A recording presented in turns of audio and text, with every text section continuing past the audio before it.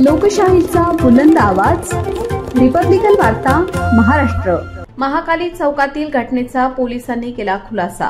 मंदिराचे नुकसान अपघाती, 2 युवक ताब्यात। टवाळखोर पकडताना पळापळीत मंदिराला धक्का, अफवांवर विश्वास ठेवू नका, डीसीपी किशोर काळे। बातमी नाशिक येथून। सिडकोतील महाकाली चौक येथे 9 नोव्हेंबर रोजी सायंकाळी दत्त मंदिराचे नुकसान झाल्याची घटना घडली होती। यानंतर शहरात निर्माण झालेल्या तणावाच्या पार्श्वभूमीवर पोलिसांनी खुलासा केला आहे की ही घटना जातीय व धार्मिक कारणांमुळे नव्हे तर पोलीस कारवाई दरम्यान पळून जाणाऱ्या युवकाचा मंदिराला लागलेला अपघाती धक्का यामुळे घडली।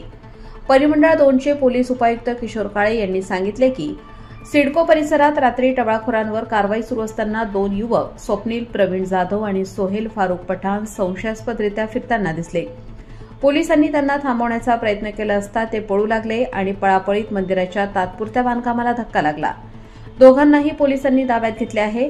काळे यांनी नाशिककरांना शांतता राखण्याचे आणि कोणत्याही अफवांवर विश्वास न ठेवण्याचे आवाहन केले आहे।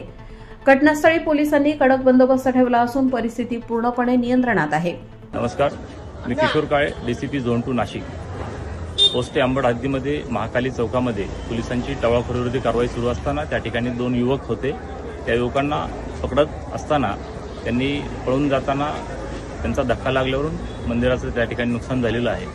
मात्र त्या ठिकाणी कुठलाही जातीय अथवा धार्मिक भावना दुखवण्याचा प्रकार नसल्याचे सूत्रदर्शी निष्पन्न होते।